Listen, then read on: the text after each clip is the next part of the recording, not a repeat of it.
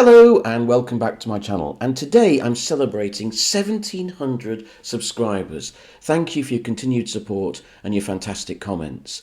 Now in the past it was a tradition that I used to do a sort of celebratory video when I got to a big number, and I haven't done one for a while, so I thought I would do one today, a sort of light-hearted video. And I thought I'd count down my top 10 cats in movies. You see, I'm a cat lover and I'm also a movie lover. The two things go together. So I thought I'd pick out my top 10 pusscats in movie history. Now, I haven't gone for obvious ones like, Blofeld's cat in James Bond, that lovely white Persian puss. I haven't gone for them. Or Jones in Alien, remember the little ginger cat in Alien? Or the best cat in movies, which is, of course, Tom from Tom and Jerry. I've tried to go for cats that sort of turn up in movies, that are sort of incidental guest stars, and you notice them if you're a cat lover out the corner of your eye.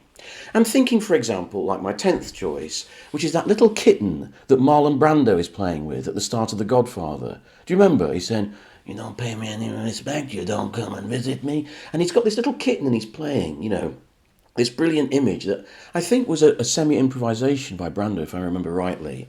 This little tiny little kitten, he's this big, powerful man playing with it, while he's having this incredibly, frightening, tense discussion.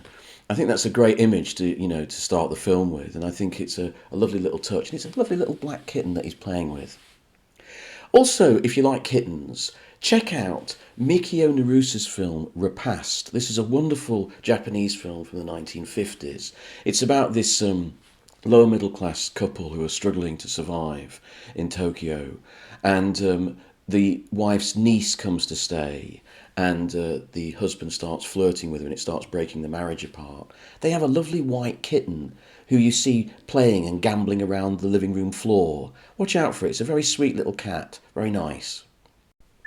Now, it's a sad truth in life that a lot of people don't like cats. They're a bit weirded out by them, they find them a bit spooky. So you often find them being used in horror films and tales of the supernatural. So I couldn't go through this list without mentioning the uncanny.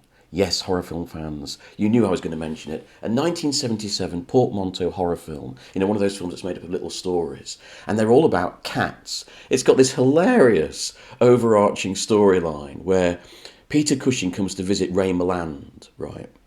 And Peter Cushing's been investigating, evil cats across the world, coming across murders that he thinks have been committed by cats. And he thinks that cats are starting to rise up against humans. So you've got these three stories. The first one has lovely Susan Penhaligon. She's a maid of Joan Greenwood's, and Joan Greenwood is dying, and Susan Penhaligon is trying to get her will on behalf of her lover.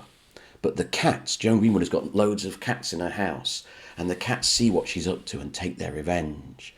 The second story is a classic piece of witchcraft nonsense, where there's this little girl has a little cat called Wellington, they're best friends, but she's adopted or she's taken in by an uncle or something, and they don't like the cat, so her and Wellington take revenge, and they actually shrink her relative and play with her like a cat plays with a mouse. And then the third story is a terrible piece of comedy horror with Donald Pleasance. It's kind of like a retelling of Edgar Allan Poe's The Black Cat, but Donald Pleasance is this kind of sort of pompous actor who gets his comeuppance under his wife's cat, as I remember rightly. It's a terrible piece of old tat. I do love watching it. It was one of my favourite films when I was a kid. It was a real guilty pleasure. So check out The Uncanny. But talking of cats in a sort of supernatural way, there's a very interesting case of this in The Adventures of Robinson Crusoe, as made by Luis Bunuel. People forget that Bunuel made an adaptation of Robinson Crusoe in the 50s, and it's very, very good, actually. And although it's much more conventional than Bunuel's usual movies, it's full of little touches of Bunuel. And one of them is, Robinson Crusoe has been washed up on this island, everyone's dead except him. And then he finds this cat. It can't have come from the island. It must have come from the ship. So he's got this one little companion, and then the cat gives birth to kittens. It's like the virgin birth, Bunuel was a typical anti-Catholic who's always having to go at the church, and there's this kind of miracle. How did this cat have kittens? Where did it find its mate? It's a lovely little touch, and it's one of the little joys of that film. So watch out for it. It's a lovely cat as well. Now, Amongst cat lovers on film, my favourite cat lover on film is, of course, Elliot Gould in Robert Altman's The Long Goodbye. You'll remember that's a sort of modern update of the Philip Marlowe character. And it starts off as this wonderful scene where, Elliot Gould's sort of shattered and smoking in his flat, and he's got to go out and get the cat some cat food. He says, some guys have got a girl, I've got a cat. And I just thought, when I first saw this film, I thought, that's me. That's my life. Except that unlike Elliot Gould, I don't live next to some hippies who are constantly topless.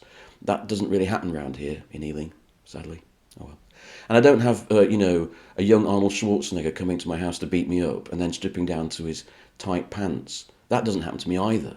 But the cat is wonderful, and I love the relationship between him and Elliot Gould. My least favourite cat owner in movies, and I have to mention this film, I'm sorry about this, cat lovers, I have to mention Satanstango by Béla Tarr. Now, if you're a cat lover like me, you'll know what I'm talking about. This is a brilliant 7-hour masterpiece from Hungary. This bleak town with a collective farm where everyone's falling out with each other. But the central section of the film is about a young girl who, these days in modern parlance we would say has learning difficulties, right? And her companion is a cat, right? And at one point in this film, she tortures the cat, and then she forces it to drink poison. It's an incredibly difficult scene to watch, and when I first watched this film, I will fess up to you right now, I had to switch it off. And I was fuming. I was really angry. I thought, how can they do this to a cat? in the name of a film. This is appalling. And I was so angry that I actually researched on the internet to make sure the cat hadn't been hurt. And a famous American critic, Jonathan Rosenbaum, actually interviewed Béla Tarr about it. And it was actually Béla Tarr's cat. He used the cat in the film, and it was all faked. It's so realistic, believe me. If you think I'm being a bit of a wuss about cats, if you watch it, it is a very, very difficult scene to watch. But don't worry, my friends. Even though the cat dies in the film, the cat was fine in real life, and it had a lovely life. I just want you to know that. Next up, what's the best animated cat in movies? Well, of course it's Tom and Jerry with his wonderful expressions. But my next best choice is the cat from Kiki's Delivery Service by Hayao Miyazaki and Studio Ghibli. This is about a little girl who's a kind of witch. It's a sort of children's tale. And she sets up a sort of delivery service, a mail service on her broomstick. And she has a little black cat. The black cat is wonderful. And there's a great little shot where he potters up to his bowl to drink this hot milk, and he sticks his little pink tongue in, and he goes, because it's too hot. That's one of my favourite cat moments in movies. But if you really like cat moments in movies, you have to go to the French Nouvelle Vague.